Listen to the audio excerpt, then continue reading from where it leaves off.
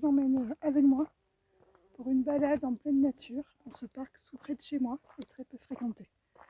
Je trouve une place pour me poser et on va partager. A tout de suite.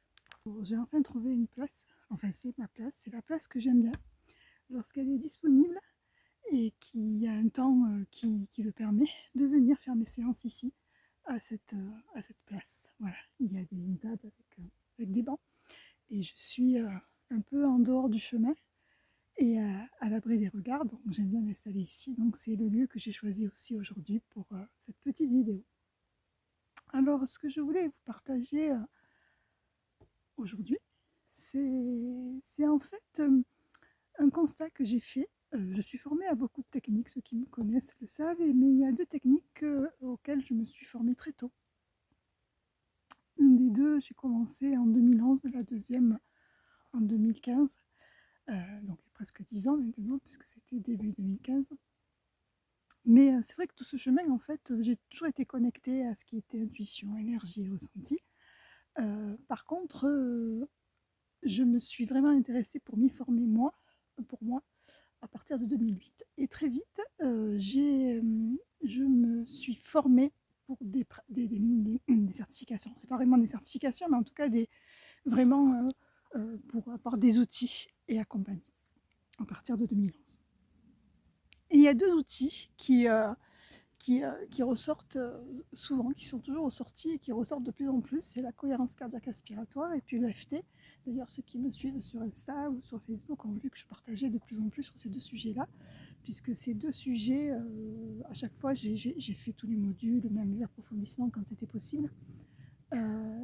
D'ailleurs, pour toutes les formations que j'ai faites, j'ai toujours fait les approfondissements quand c'était possible. Mais ces deux outils, je me suis rendu compte qu'ils venaient régulièrement dans ma pratique. C'est des outils que je donnais régulièrement en séance pour que les gens aussi puissent les pratiquer seuls à la maison.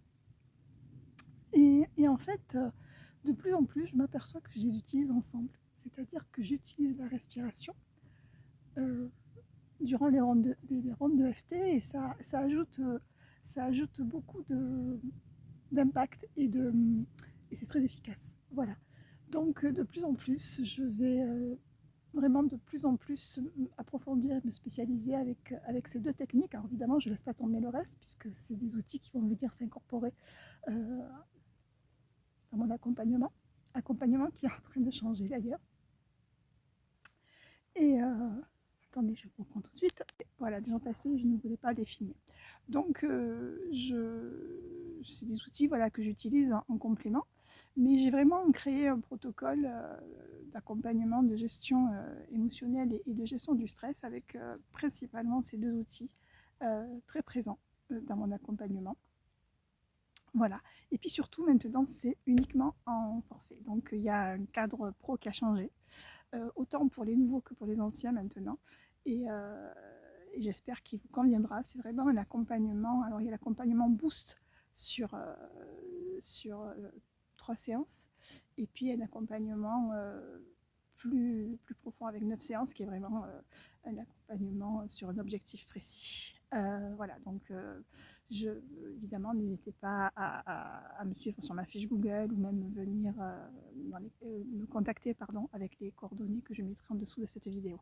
En tout cas, je voulais vraiment vous parler de la cohérence cardiaque, qui est un outil qui est facile et qui est gratuit, ainsi que l'EFT, parce que l'EFT, comme j'ai déjà dit dans des vidéos, peut être utilisé en séance avec votre problématique pour venir chercher l'émotion, mais quand vous êtes dans l'émotion à la maison, c'est un outil très efficace pour venir la libérer et aller vers ce mieux-être éveillé à tous vos sens et surtout à optimiser tout votre potentiel. Voilà ce que je voulais partager aujourd'hui dans ce merveilleux décor tout près de chez moi. Je vous dis à bientôt.